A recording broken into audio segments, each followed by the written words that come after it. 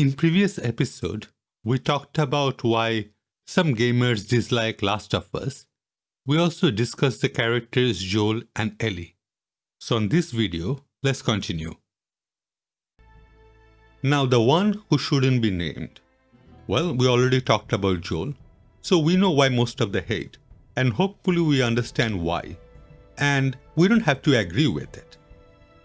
Apart from that, well, as my friends put it, imagine Captain Marvel, all-powerful, entitled, bland without any character arc.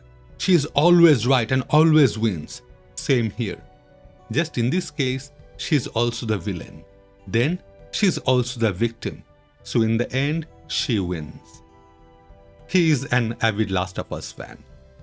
I remember watching him play this game when I was having sex with adult women. Now that's a reference to Escape Room, which I thought was a funny line to put down a gamer. And yes, I am a gamer. So how accurate is this assessment?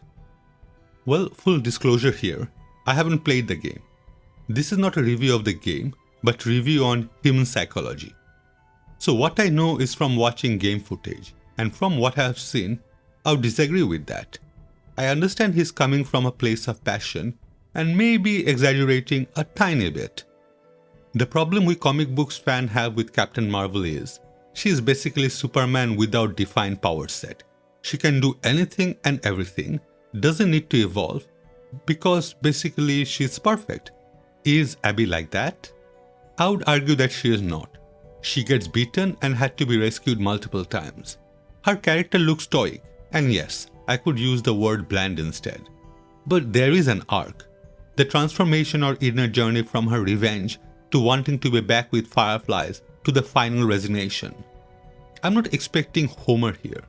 But does she win and win? Well, she started with a dead dad. In any other genre, she should be able to take down 100 men on her own after that. I forgot name of the archetype where you have opposite sides with opposite characteristics, but with the same goal in mind. But anyway, that's the archetype we have here. Both of our protagonists are very different in their demeanor, their personality, but both have the same goal in mind, revenge.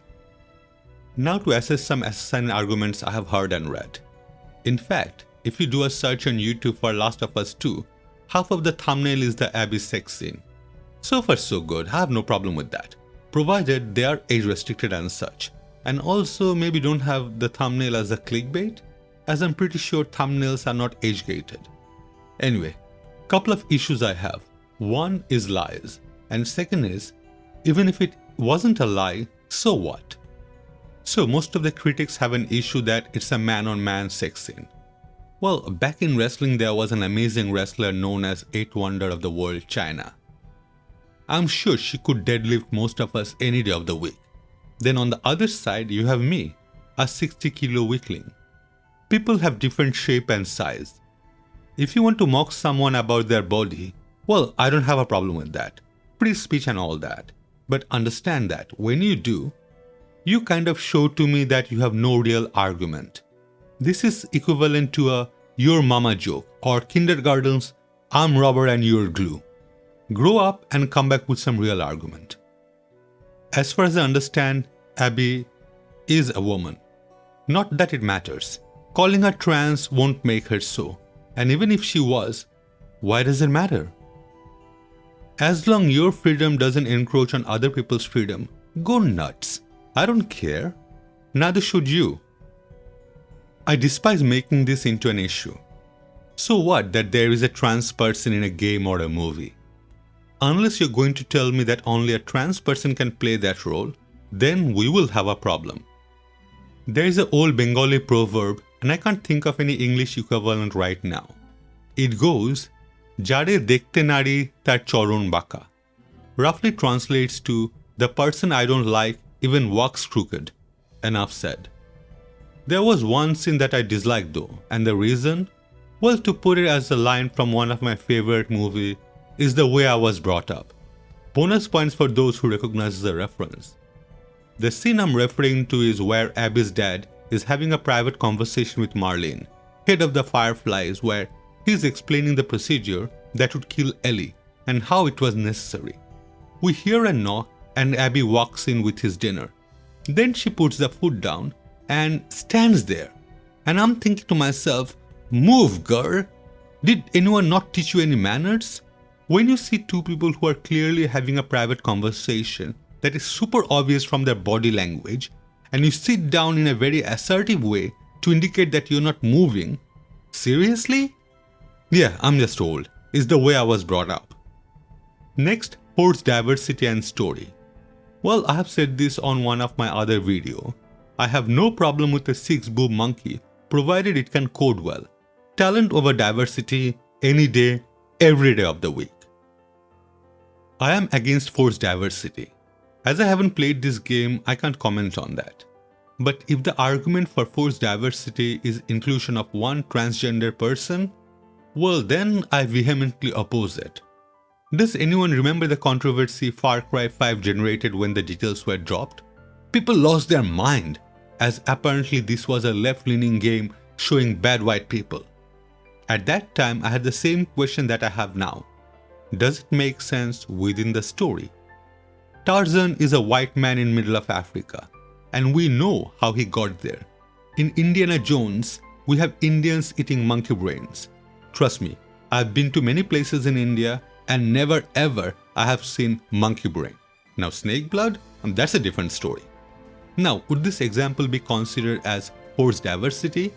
If so, I definitely do not agree. I would like to remind you of a time when you didn't see anything as common as kissing in a movie. It took 28 years for the first nudity to appear. At one time, we wanted to bury my hero Alan Turing, though he was the reason thousands of lives were saved. What's my point? Well, simply, media evolves. We evolve. At one time, there were no Asian characters in British TV. Now there are a lot of second-generation Asians, and thus TV reflecting society have Asian characters. It's okay to have diversity, just don't have a list with checkboxes next to different races and write a story based on that. Not all black guys are great in basketball, not all Asians are brilliant in math. Easy. Story-wise, well, that one is completely up for debate, right? Our tastes are different. What I find entertaining can be very well different to what you find entertaining. At times, it might be a popular super hit. Other time, it might have only 3 fans, the producer, his or her mom, and me. Personally, I don't think this is the best story ever written. When one has to use the same emotional hook multiple times, I'm talking about the pregnancy angle here. To me, it feels like one has ran out of ideas. But at the end, if you like the story, great. If you don't like the story, no big deal, right? Finally, the game ending and the overall game message. I have seen some very popular YouTubers with millions of followers, and all are making the very same argument. And this is what it is. We want blood. This is a game about revenge. At the end of the journey, there should be a corpse. So for those who are unaware, remember earlier we talked about how we wanted revenge for Joel's death? Yup. We mow down everyone who was connected to that event until we come to the final boss in the game, Abby herself. At the final fight, instead of ripping her head off, we let her go and she sails off into the sunset. A lot of players hated this. They felt that after all the time and effort they have put into the game, this was no real payoff at the end. And I can understand that. It's like me watching Matrix 2 for the first time, and at the end, when everyone's getting up, I'm thinking to myself, huh? There's going to be a part 3? It felt like I wasted a couple of hours without any payoff. So I hear you. Back to why we should check out some spoilers-free reviews. At least to get a feel for what genre it is. If I wanted to blow out a bunch of zombies without thinking, I would play Left 4 Dead.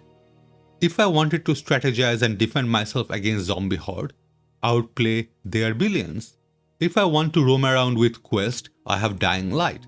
If I want a game to emotionally challenge me, I play Walking Dead. They're all different genre. And like it or not, a game publisher can change a genre completely.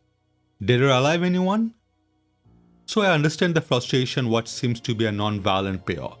And if you're expecting a violent payoff, then you will be disappointed.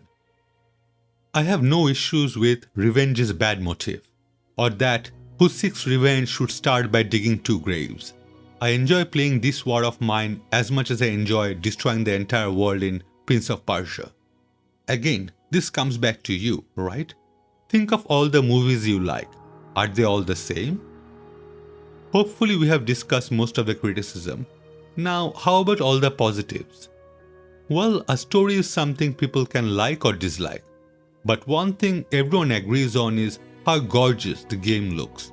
It has been compared to Witcher 3, and I think that game is beautiful. It's not an innovative game in almost every sense, except, well, we'll come back to that. The control is familiar, so nothing to complain about. My friend who hated almost everything had the following to say. The game has some very well-made flashback about Joel and Ellie, made in the same spirit of the first game. Even the people who utterly hate the game, like me, can admit that those flashbacks have place in the Last of Us canon. Basically, apart from the story, everyone agrees that everything else is top-notch. But there are the darker side behind all the glamour. The crunch culture at Naughty Dogs. Being a programmer, I have been part of the crunch culture, and shouldn't get into that rabbit hole here. What's truly innovative? In a sense that it hasn't been done to this extent before, at least not as a non-hack method. I'm talking about accessibility. I remember developing websites back in '94. We didn't care about color blindness, and we would use a tag called Blink. Dear Lord, I sure hope that doesn't exist anymore. Now, we do care. Not because of the goodness of our heart, oh no. It's better business sense. You get kudos and a larger audience. Look down to your mouse right now. Can it be used by both left-handed and right-handed person? If not, could they have designed it in a way that would have supported that and get the additional sale? Last of Us 2 has a bunch of these options. Now guys, I don't care if it makes the game super easy. It's a choice, and it's not your choice to make. Let the person playing the game make the bloody choice, okay? If you want to play Dark Souls at nightmare difficulty, go for it. In my days, when I was a lot younger, I would play every single game that came out and would finish every single one of them. And then, life happened. Mortgage, bills, and other horrible stuff. Suddenly, there weren't as much time available. The day didn't shrink, it was still 24 hours, but something was different. I became fussier. The game had to have my interest. On top of that, it better not lose my interest once I start playing it. Fine, they might have my money, but they will not have my soul. My time. The thrill I had beating Doom was great. But things have moved on. I find this super interesting. A lot of games, when you're at low health and in a battle, would favor you by making your damage higher with additional buff. Enemies aim worse, all to get to that moment in time when you vanquish your enemy with just a slither of health left. That gives you the greatest rush ever. We know that, and the hardware is fast enough to allow that even in a vast battlefield. So, I don't need to play at nightmare mode to get that extra dopamine. And I'm definitely not on some high horses to tell you how to play a game that you paid for. Neither should you. If a game has option for colorblind people, which happens to affect men a lot more, great, why should I complain? This I can attest to. My game, by the way, it's called Maya's Virtual Brush, named after my little one, is free. Because as a developer, I want people to play my game. As a publisher, I want money, but the developer in me won out. We developers want you guys to play our game, and if by having it hard means having 1% of the elite gamer, or making it easy and having it accessible to the remaining 99%, it's a super easy choice for us. Need of many over few and such. To me, Last of Us 2 is more a narrative game rather than action. And then the question for me becomes, does it pull my emotions? If you have played Telltale's The Walking Dead, you remember Clementine, the little girl you looked after throughout the whole game. You protected her, taught her how to survive. You got a close relationship with her. And then once Lee is beaten, we get to make the difficult decision of pulling the trigger as Clementine. Telltale got us to shoot ourselves, and I loved every moment of it. Well, by love I mean I cried, but I loved the story. With that said, that's what I expect out of the games I play that's narrative based. Would Last of Us fit the bill? Well, instead of being subtle, it tries to hammer in the fact that revenge is bad in a very in-your-face way. But that is completely how I feel. That wraps up the game. But what about the publisher and developers? Well, that would need a video of its own. Sony and Naughty Dog pulled some naughty, see what I did there? No, not naughty, but bad, evil. I'm talking about wrong DMCA. I understand that a company wants to keep things under wrap. I completely agree with that. But you cannot stop people from discussing what is publicly available information. When you copyright strike channels for not leaking, but for talking about the information, well, you just did something horrible. This has also spilled over into other areas. At the beginning of the video, I mentioned how this one has hit close to home. Well, my friend, the one infatuated with Last of Us, the same one who helped me with my game, the same one who did the artwork for my handsome face, yep, same guy. Well, he did a video on Last of Us 2 just over a minute long. Now, I'm not saying this because he's my friend, as I'm sure he will object to several points I have made in this video, but because truth and justice and so on. I honestly do not see any problem with his video whatsoever. He got this video pulled from Reddit and 9gag. On top of that, 9gag banned him. Of course, this has nothing to do with Sony or Naughty Dogs. All it does is reflect on our current culture. I will finish this video with a message. This is for everyone. Review bombing is happening both ways. We had hundreds of 10 out of 10 before it was even possible to finish the game.